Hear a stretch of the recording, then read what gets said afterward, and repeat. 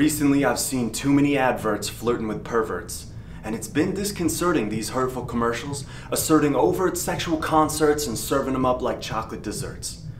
Now, is it any mystery why people are raising their fists in the street? They're pissed when they see we're releasing rapists for free. And I'm looking at you, Harvey, O'Reilly, Sandusky, Polanski, R. Kelly, Cosby, Casey, and Donnie. You're using your power unscrupulously.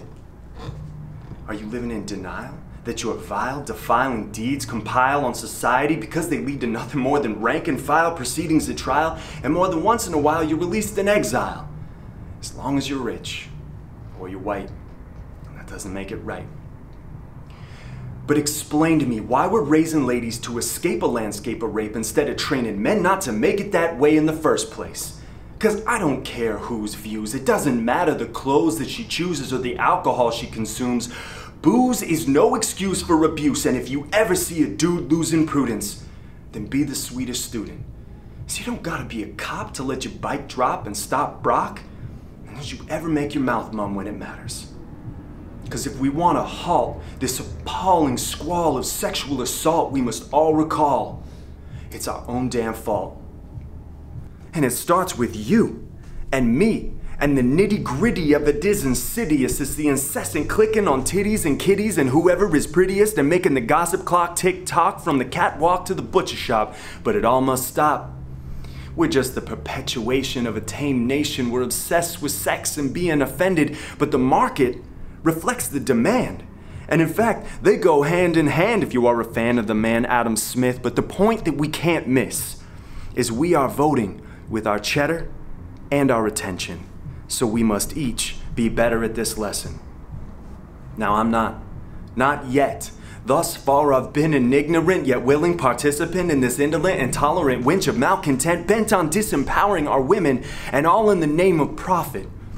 'Cause all too often I find myself bamboozled by the boob tube when I'm bombarded with billions of bleach, blonde, beach, bronze, Brazilian bombshell beauties, and suddenly I'm swimming in cinnamon women. I got my adrenaline pumping like I'm in Tiananmen, and I'm thinking that I need to get thin again, even when I ever want to get love again. But then again, was it just that ad that sold me the fad that I wasn't happy enough without their crap? Or was it just that magazine that sold me the dream that I wasn't pretty enough without their scheme? Or was it just that TV show that showed me that I'm not sexy enough for the status quo? No, this mentality of sexuality, whether it is your masculinity or your femininity, it's not the enemy, it's just an aspect of your humanity. But the blasphemy is when you disconnect the parts from the whole and you start selling an empty shell while suppressing the pearl of self. So stop. Stop clicking on the tits and the dicks and the gossips, and stop pretending that anyone is anything other than equal. Because here's the prequel. Every 98 seconds a woman is sexually assaulted. That's 2 during this poem. Only 6 in 1,000 perpetrators goes to prison. That's today in the USA, and those are just the ladies that were brave enough to relive the day their innocence was taken away in front of a judge who may not see it that way.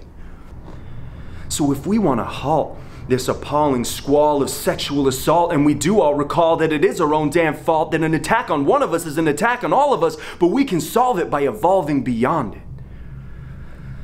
Just don't let your smartphone have you forget that you're heart prone.